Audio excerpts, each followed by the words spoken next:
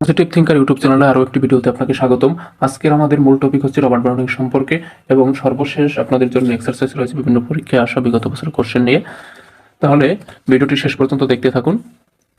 আরেকটি কথা বলে রাখি, আপনারা যদি আমার ফেসবুকে ভিডিওটি দেখতে চান তাহলে আপনার ফেসবুক পেজটি ফলো দিয়ে রাখবেন। ফেসবুক পেজের আপনার লিঙ্ক ডিসক্রিপশনে দেওয়া থাকবে। তাহলে কথা না বাড়িয়ে ভিডিওটি শুরু করি।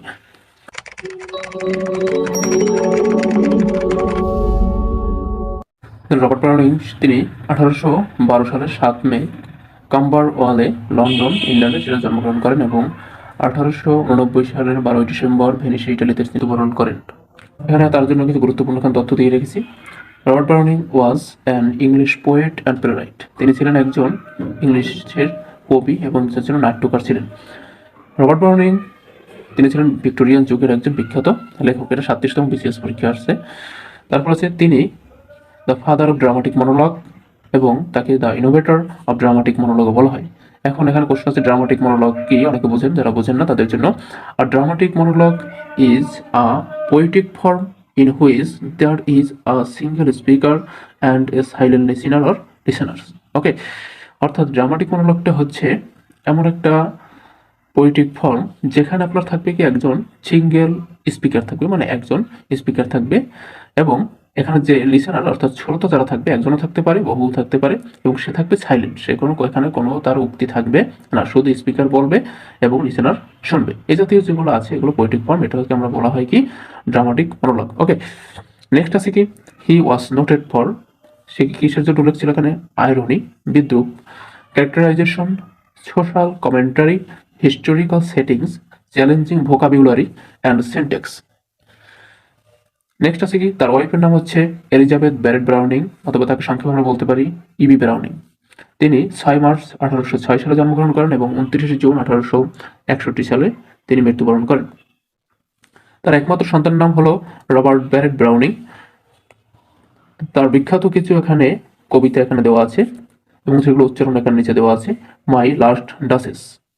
2 নম্বর আছে the last ride together, Andrea del Sarto এবং ভাড়া লিপ্পো লিপি। এই চারটা আমাদের অনার্স যারা থার্ড ইয়ার আছে তাদের জন্য এই চারটা ভেরি ভেরি ইম্পর্টেন্ট। এই চারটা আমাদের এখানে আছে, যারা অনার্স থার্ড ইয়ারের ছাত্র তাদের জন্য আছে। তারপর আছে কি the pied piper of Hamelin, উচ্চারণটা হবে কি the pied piper of Hamelin, Rabbi Ben Ezra. One word more. 8 নম্বর রয়েছে পেরিফেরিয়াস লাভ, উচ্চারণ হবে পেরিফেরিয়াস লাভ। 9 নম্বরে two in the Campagna, two in the Campagna. 10 নম্বর রয়েছে love among the ruins, love among the ruins. The patriot, the patriot. The grammarian's, উচ্চারণ হবে the grammarian's funeral, the grammarian's funeral. Meeting at night, meeting at night. The laboratory, the laboratory. 15 নম্বরে সর্ডেলো, সর্ডেলো। পিপা ফ্যাসেস, 16 নম্বর রয়েছে পিপা ফ্যাসেস। 17 নম্বরে dramatic lyrics. 18 নম্বরে Joko Syria, উচ্চারণ হবে Jocoseria. Soliloquy of Spanish cloister, soliloquy হচ্ছে স্বগতোক্তি, অর্থাৎ যেখানে একজন স্পিকার যে নিজে নিজেই বলবে এবং তার শোনার মতো কোনো শ্রোতা থাকবেন, অর্থাৎ নিজে নিজেই যেটা বলবে।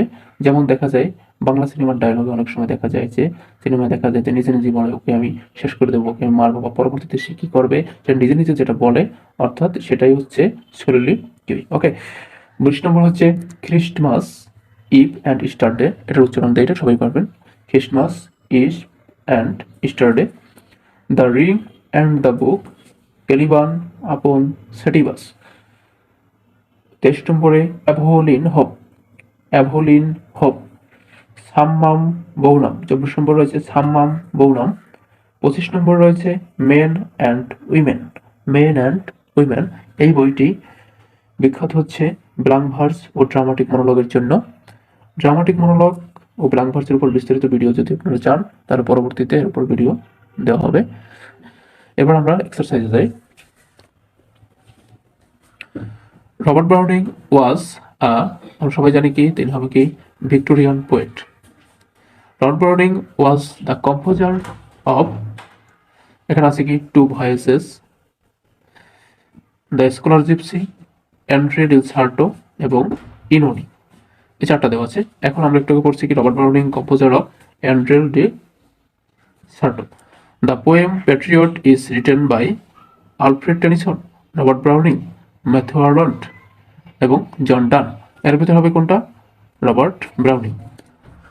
হু ইজ দ্য ফাদার অথবা ইনোভেটর অফ ড্রামাটিক মনোলগ?